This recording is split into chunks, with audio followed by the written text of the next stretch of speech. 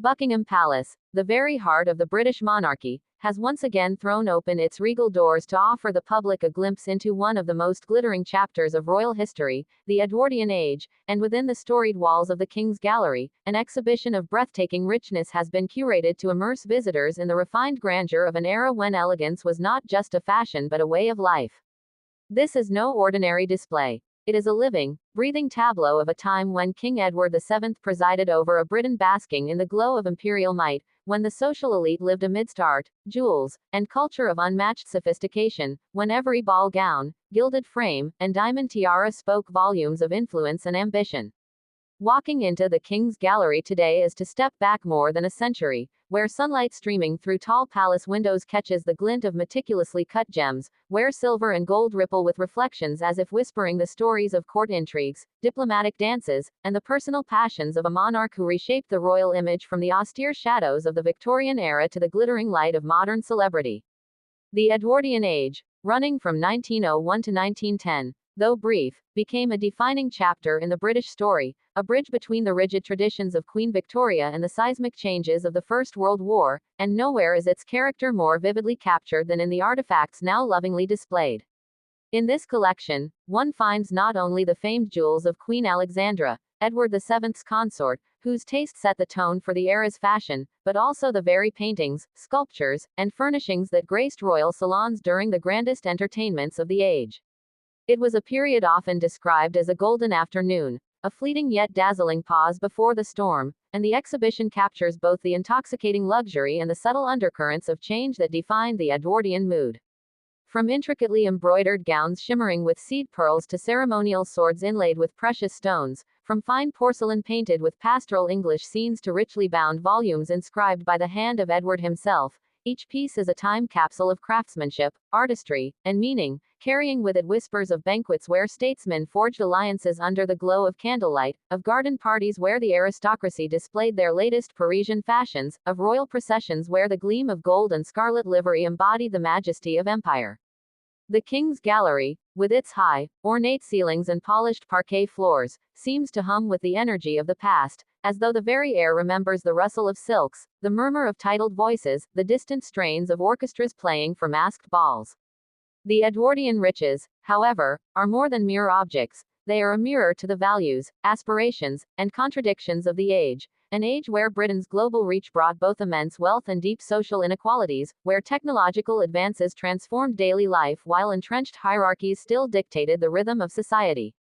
In the display of opulent carriages with plush interiors, one sees the power of image and ceremony in an era obsessed with presentation. In the meticulous beading of a court dress, one senses the countless hours of skilled labor hidden beneath the surface glamour. In the portraits of Edward and Alexandra, one witnesses a royal couple navigating the delicate dance between tradition and the demands of a rapidly modernizing world.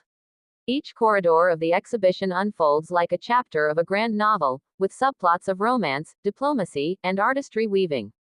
together in a tapestry of history. Visitors linger before the glittering diamond diadems, imagining the heads they once adorned, or stand in awe before vast canvases depicting imperial reviews and royal voyages, where the pageantry of empire unfolds in vivid color.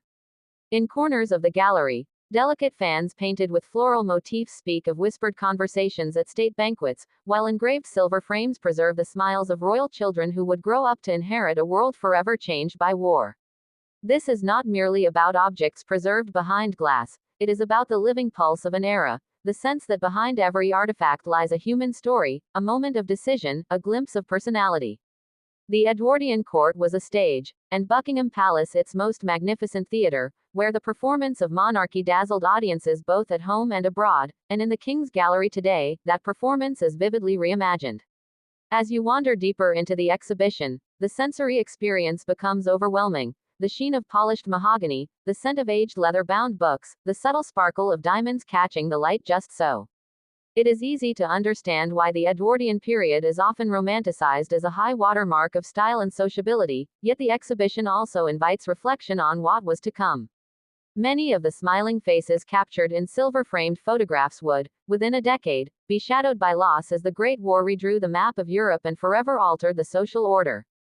And yet, in preserving the splendor of the Edwardians, Buckingham Palace offers not only a feast for the eyes but a meditation on the impermanence of glory, the delicate balance between continuity and change, the way beauty can outlast the circumstances that created it. Standing before a gilded clock gifted to Edward VII on his coronation, its mechanism still ticking more than a century later, one cannot help but feel the heartbeat of history itself, steady, unhurried, eternal.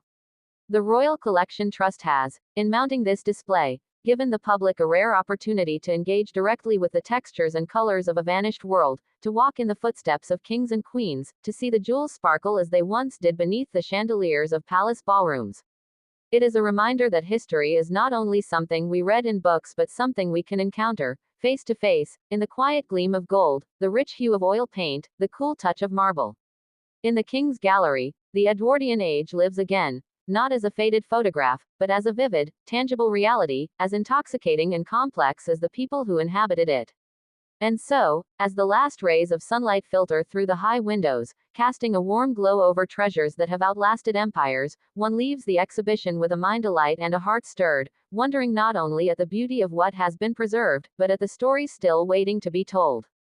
If the Edwardians could speak to us today, what truths of their glittering world would they share?